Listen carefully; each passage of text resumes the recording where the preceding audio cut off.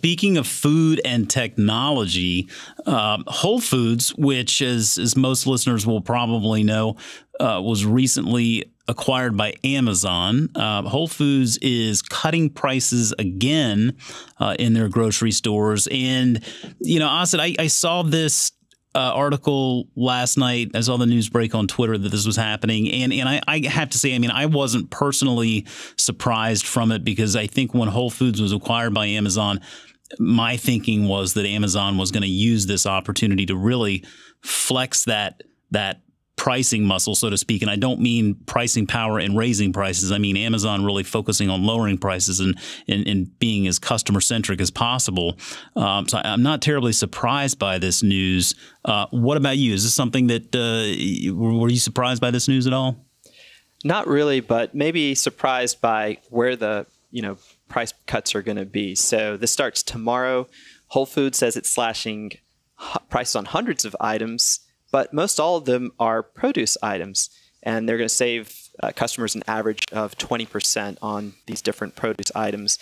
I have a few examples that I culled from the press release. So if you like mangoes, large mangoes for $1 each. I love mangoes. Mangoes are great. Yeah, and I've got family down in Florida, which they probably are going to head there tomorrow and grab that.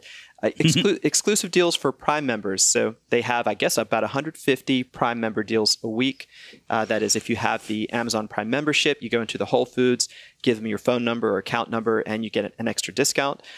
They'll double that to 300. An example from the press release is you'll be able to buy organic asparagus for $3 a pound, which will save you $2 a pound, or buy spiral sliced ham for $4 a pound, and that's a savings of 33%.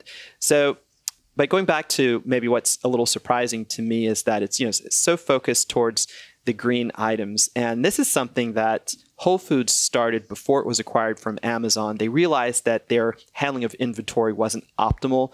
They sort of grew so organically, and then had some smaller acquisitions and grew so fast that Whole Foods never paid a lot of attention to how it managed its labor, most efficiently, how it handled inventory items. It used to have a lot of shrinkage. So they already were applying technology to this area of the store before the acquisition.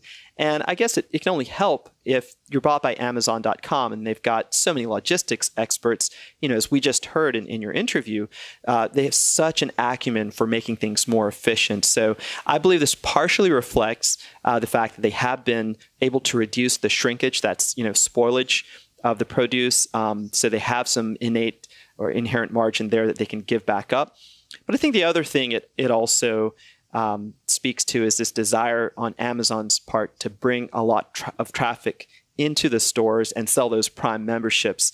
The Prime membership, obviously, this overarching moneymaker for Amazon, and we see that they can use these stores to sell these memberships.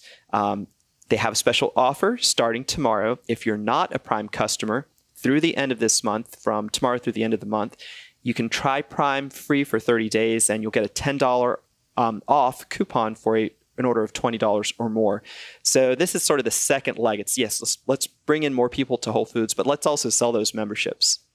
Yeah, I think you made a really good point there in driving traffic, and that really is the point of the grocery business. It is a low margin business, no matter who you are, and really the key is to bring as many people into that store as you possibly can and let them buy stuff. Not very often where you can sit there and just raise prices at will in a grocery store and keep your traffic levels up. So pricing is the easiest lever to pull. Get more people in there. Folks who aren't Prime members will get some exposure to that. And I think also Whole Foods looks at, or Amazon rather, looks at, there's another example out there, perhaps in Kroger.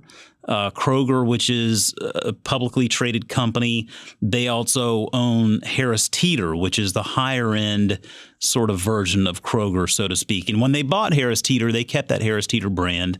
And so now you've got this big 2,500 plus grocery store base around the country of Kroger's and Harris Teeters, and catering to customers of all price points. So, I think, when we saw that news that Amazon is going to start opening up grocery stores under their name, not Whole Foods' name. So I think we could assume that Amazon stores would be a little bit more value oriented, but that will give them sort of that value oriented offering and the higher end offering with Whole Foods, with the ultimate goal of just driving as much traffic in there as possible. Because the Prime memberships are what really drive this business.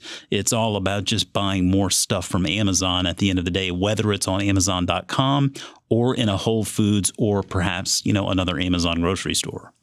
Yeah, for sure. We've seen the Amazon Go, which is their really tech-laden concept.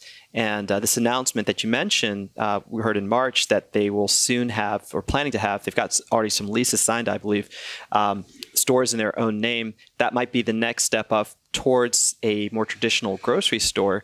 And I like that analogy. I live in Raleigh, North Carolina, so this is sort of home base for Harris Teeter, North Carolina, and we've got Kroger's here too. Although they actually moved out of our metropolitan area because of some fierce grocery competition from other chains, it's a whole nother segment we can talk about maybe in the future. But I think that's a great model, and I think Amazon can profit by that. And they're already setting out some hooks for this, Jason, in that there are 60 metropolitan areas where they've extended free delivery for Whole Foods shoppers if you're a member of Prime and you take advantage of the Prime service. Prime Now also lets you have either delivery or pickup. And I personally have seen a lot more of these dedicated shoppers who are pulling together orders for customers who've ordered delivery through their Prime memberships. And I think that that's going to be extended to this new branded store. So the overarching principle here is one of experimentation too. They're using Whole Foods for a series of experiments with discounting, with delivery, and I think they're going to transfer that to this new brand as well. But you're absolutely right. They'll have a nice, upper margin, higher scale concept. They will have maybe a more conventional concept, and they've got the Amazon Go store, which I'm sure that they're going to continue to expand as well.